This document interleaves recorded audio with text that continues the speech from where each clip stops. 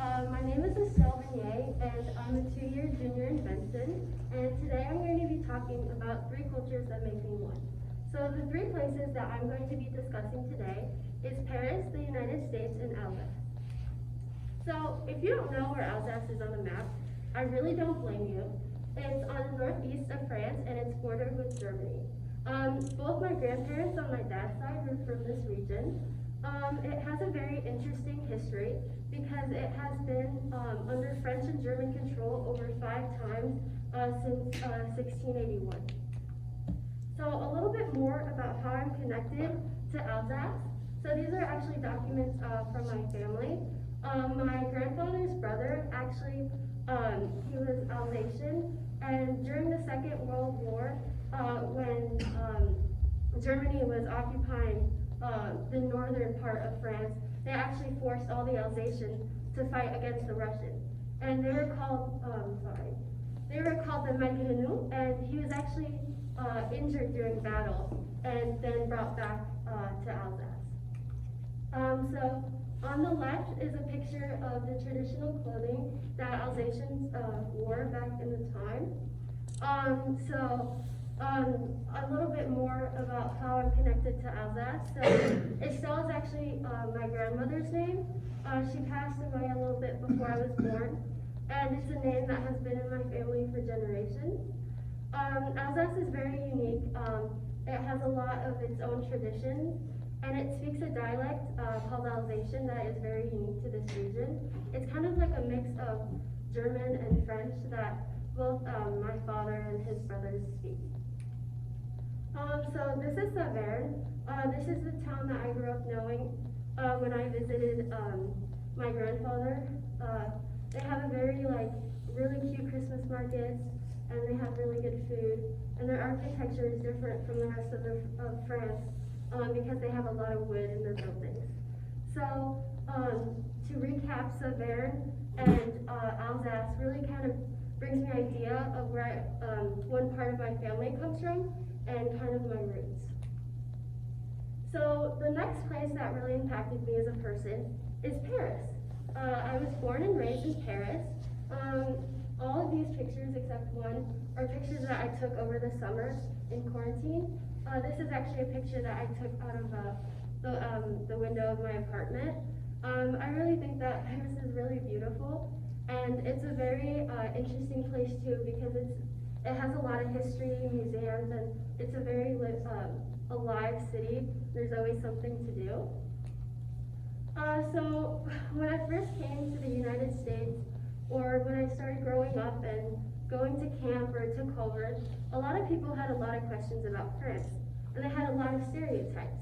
Now some of these are true, but some of these are wrong, and I think there's also a lot more to France than just stereotypes. So, for example, some major differences with France and the United States is that there's a lot of strikes in France. In the United States, there are some strikes, but it's nothing compared to France. This is actually a picture that is taken really close to where I live, and there's constantly protests. Maybe it's a little different in COVID times, for example, a little bit before COVID, there was this movement called Yellow Jacket, and they protested every single Saturday against raising taxes and other French problems against the government. And I think this is partly due to, because France is such an old country, it deals really hardly with change. So another difference is education. So there are a lot of differences in the French education versus the American education, but here are some differences. So in high school, there's actually only 3 years of high school, and in the United States, there's 4. I think one of the major differences in the French system is that everybody is kind of expected to be at the same standard. So that means that there's no AP classes, there's no honors classes, there's no advanced classes. Everybody, every single year, is kind of paired with 30 students, and they go to every single class together. So it's very different than here. And then kind of about social norms. So these are all my friends, and this is a picture that I took while I was walking in France with my friend, and I was taking pictures, and this man who was selling books on the side of the Seine, which is a river that goes through Paris, asked if he wanted to have a picture, and we talked, and he was actually very friendly. Now, this is not very usual. France has a very kind of reserved culture, and they're not very that open to meeting strangers at first. For example, when you walk down the street, people don't usually say hi, but once you get to know people, they're actually very nice. So if you live in different countries, the relationships that you build are sometimes different, the expectations that you get in a friendship, etc. And then something that's also interesting about social norms in France is that the language in the youth is kind of very different than the ones that are used by adults. We have a lot of slangs or words that we inverse. So for example, thank you. Sometimes in French you would say you thanks. So for example, that'd be like merci or si-me. A few other differences in the French system that I've noticed. I think in France it's more of an adult world where every children is kind of expected to follow the rhythm of the adults. So for example, we eat a lot later. We eat around like 8 or 9 p.m. There's less places that are just designed for kids. There's no like kids menu or places where kids could play like at a restaurant or something like that. I think the government also helps, offers a lot of security. So for example, free healthcare or the choice of education that is also free or very low compared to the United States. Another benefit of living in Europe is traveling, and it's a lot more easier to travel to different countries and cultures because everything is so much closer than in the United States, where if you're going to like state to state, it's a little bit harder, or you see like you're still in the United States.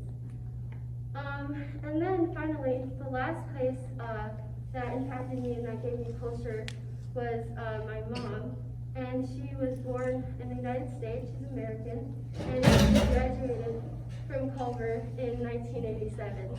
And I always wanted to follow in her footsteps and learn more about the United States, and this is one of the reasons why I'm here. But coming to Culver a year ago, I definitely did find challenges.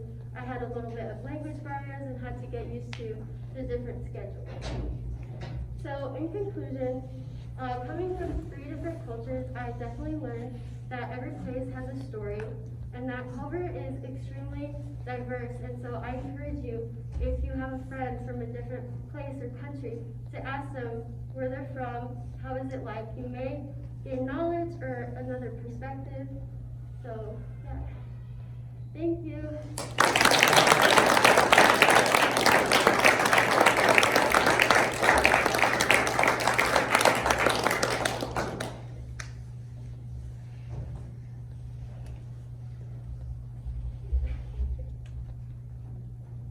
Hi everyone, my name is Lily and I'm here to introduce the next speaker this evening. And I took notes on my phone because I'm not good on the spot. So I'm here to introduce the next speaker. I met this girl last year.